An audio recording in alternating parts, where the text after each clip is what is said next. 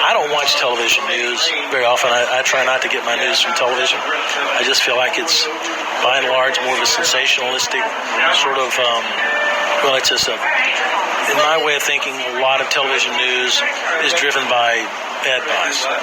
And in this day and age, especially cable news, it's a money-making situation. And the more you can find a group out there that you're going to really anger or really pump up, you're going to make money with advertisers. And so I just think television as a whole is not a great medium for news gathering. Yeah, it's good to put out some broad themes, but if you really want to dig in, there are other media sources that you should be looking to. But even those were difficult for us. The New York Times, the LA Times, and the Washington Post, three of the most difficult publications right now for the horse industry, because each one of those has somebody who is on staff there, who's watching us every day, and who's got a story, who has a 2-paragraph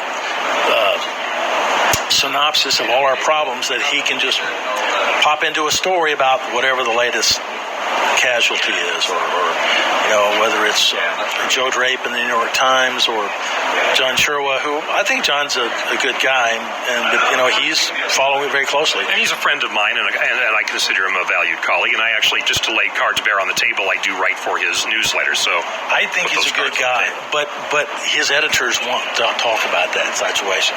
They're not going to let that go. Joe Drape's the same way. Joe's a good guy. Joe loves horse racing, but he's got editors who want that situation. And the Washington Post, frankly, we're not sure what's going on there, but it's another publication we're under significant scrutiny there. So we're working with all of those. We're constantly working with those organizations to try to see what we can do to educate. But honestly, and I've said it many times, if you want to, the industry has a lot of challenges. Horse players have a lot of legitimate beefs. I know they do. Takeout is high. We're not nearly good enough for horse players. Things like this need to be happening more often. The National Horse Players Championship. We need to have more and more of that. But if you're talking about existential crises, there's nothing that is challenging our business more than horse fatalities. If your office was on code red when this was at its peak a year ago, and ideally you'd be at code green or whatever color we want to make it, where are you right now in between those 2 points? I think that we have some perspective on the problem. We haven't backed off much, though. I wouldn't, because we know it could start again tomorrow. We're just, every time there's a fatality or even a significant injury at Santa Anita, it's being reported. So we're not out of the woods, nor will we ever be out of the woods. But I think we need to be, as an industry, on a heightened state of alert. We need to be vigilant every day, every race, every track. There's just no way around that. And getting every track to see it that way is challenging, because some tracks in smaller markets don't feel the pain. They're like, we don't see it. Nobody's banging on our doors here. But the industry is judged by all those tracks. And so part of the challenge we have is getting tracks.